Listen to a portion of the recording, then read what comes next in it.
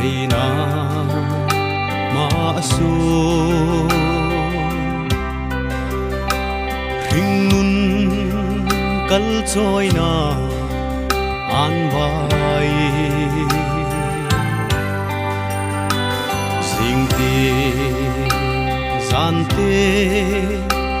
tlak na ding zong in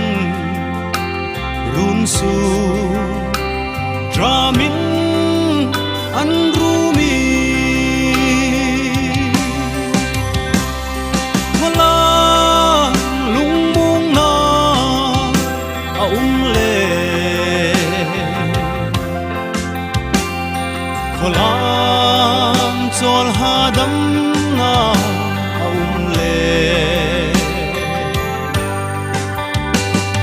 sama kan ngai che hung leng ro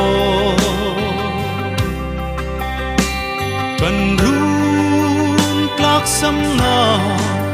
a chim mang me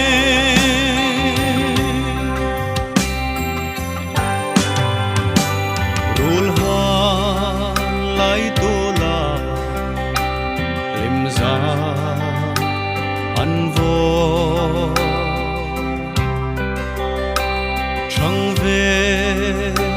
rem no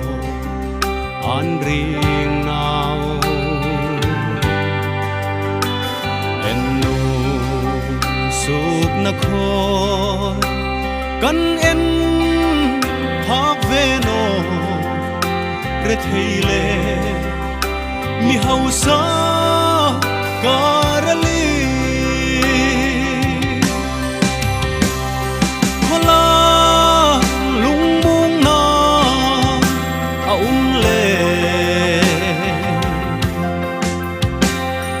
kholam chol hadam na le sama ri mi tha kan ngai che hung leng ro kan run tlak sam na a chim mang me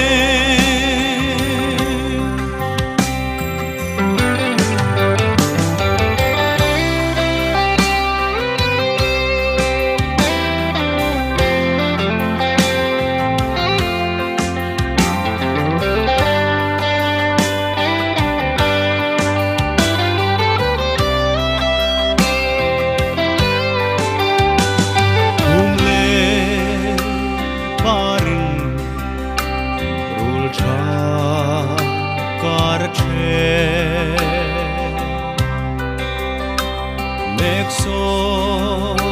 na trong cầm a leng ve li ani in sing na azir si na mo chan to ka dam an tak nge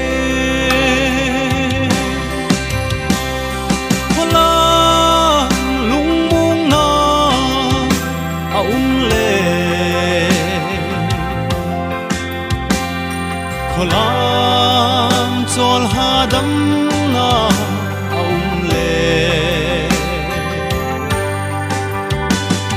sama ri mi tha kan ngai che hung leng ro kan run tlak sam na a chim mang